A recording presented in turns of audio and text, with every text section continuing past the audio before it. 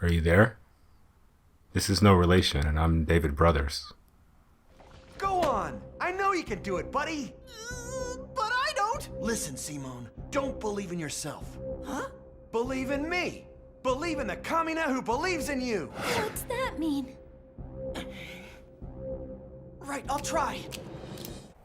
I've been really thinking about overcoming in the mecha genre. Sometimes it's a young pilot overcoming her past trauma in order to reach her peak, and sometimes it's a grizzled old vet proving that they're not past their useful season, that they have not become winter men. In Gurren Lagann, it's a young boy learning to believe what others see inside him instead of the doubt and insecurity that his heart is burdened with. Activating combat mode. Commence mission. We've got a read on the target. Now's the time, 621. Stories for me are about seeing a breadth of responses to the slings and arrows of the world. That's what gets me fired up, and mecha stories especially. I found From Software's Armored Core 6 Fires of Rubicon, directed by Masaru Yamamura and written by Yamamura and Kazuhiro Hamatani. It was a sensational playground for this kind of storytelling. Your character is mostly a blank slate, very easy to imprint yourself on, and the cast is filled with characters who range from violent sadists to people who kind of have a point, even if their execution leaves something to be desired.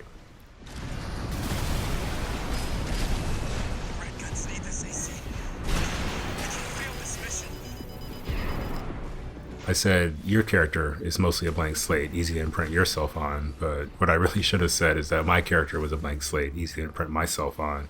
Because I played this game in character. I aligned myself with a different faction on each run and did my best to see things their way, to behave in the game as if I was working towards the same goals right alongside them instead of, pressing buttons on the couch. I found myself empathizing with a lot of the characters in the game because of this, thanks to the fantastic writing and storytelling, but one caught me more than all the others.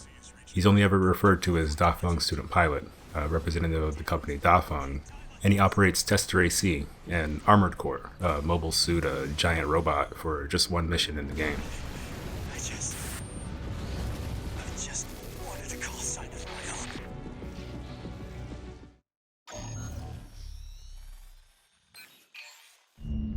Got a job for you, 621. It's an open call from the Archibus Group. To all independent mercenaries, this request comes from Schneider of the Archibus Group.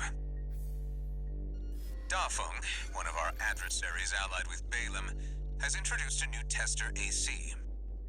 It's a sample model from an external architect, featuring extensive assembly optimizations. In the hands of an experienced pilot, it will pose a threat far too great to ignore. This brings me to the request. Intercept delivery of the Tester AC and destroy it. That one mission is called Destroy the Tester AC. In exchange for more or less $100,000, mostly less, you're tasked with destroying the Dafeng core industry Tester AC.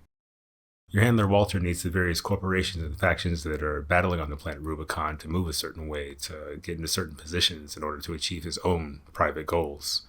And calling Destroy the Tester AC an assassination mission is way too kind, because you assassinate human beings and you destroy machines. Briefing over, and happy hunting.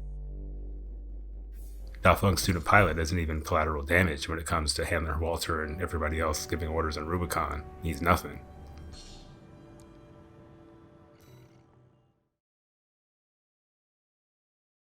But a quick sidebar about money farming in video games. If I can play a video game and never spend even a single solitary second grinding, that is game of the year for me as far as I'm concerned. But money farms can be useful. If I need money, if I need a quick payday of some type, then a money farm is a quick route to get the money that I need to make a later mission easier. And it's a useless experience, is my thing. It's tedious because you're just exploiting a video game's mechanics or, doing something really repetitive, running forward, hitting the same button over and over. The art of video games is lost when it comes to grinding. It's a distraction from what's real about the video game. In Armored Core 6, the money farm mission is Destroy the Tester AC. Dafeng Student Pilot doesn't put up much of a fight, and it's a quick in and out, not a huge draw on your time or energy. You really don't even have to think too hard. You just get in there, hit him a few times, and you're done. But the empathy I felt for the other characters in the game eventually extended to Dafeng Student Pilot as well.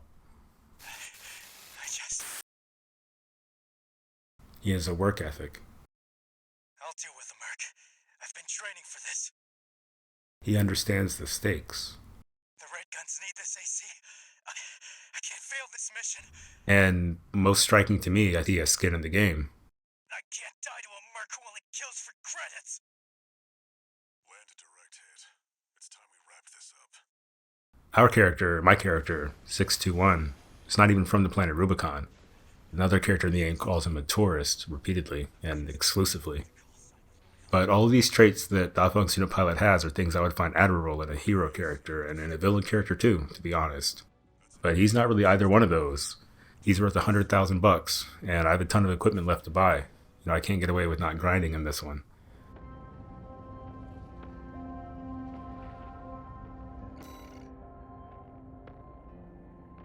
I like that this money farm puts the cost of farming front and center.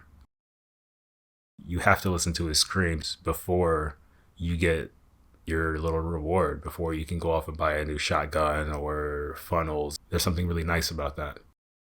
But even still, I obliterated Da Feng Student Pilot over and over for my own benefit and the benefit of my handler. Each time he insisted he was ready for it, that he could keep up and that he just can't let it end like this. One alternative to overcoming is surrender. And where overcoming is triumphant, surrender is cold and acquiescence to the way of things, no matter how much our hearts, training, or willpower say otherwise. Sometimes you don't get to win. Sometimes you've had enough. Sometimes it's easier to not do the hard thing. Sometimes the game's mechanics point you right at the big bags of money, even as the game says you're evil for taking them. And sometimes you don't like it, but you do it anyway because this is how video games work. Very much it is what it is as a curse. 俺はお袋の胸に抱かれたような気持ちになって、いつの間にか眠ってしまった。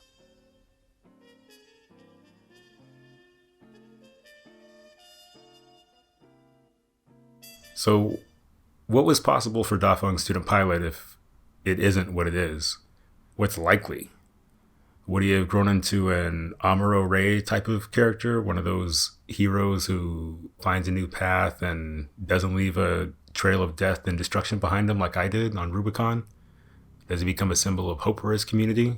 Does he become an ace like Roy Fokker? A tyrant? Something else? What exactly am I crushing when I snuff out Da Feng Student Pilot's light? It doesn't matter. I'll never get to know. There's only this moment shared between us where I show up, he does his best, and it's not enough. It reminded me of the first ending from Yoko Taro in Platinum Games' Nier Automata, when a character faces a great tragedy and then a fourth wall breaking moment says, it always ends like this, just fleeting despair. It always ends like this because it was written this way. It would take impossible effort to change it. So if I can't win, if Da Feng Student Pilot must die in order for me to achieve my goals, in order for things to proceed, then there has to be something that I can learn from what I'm taking from him.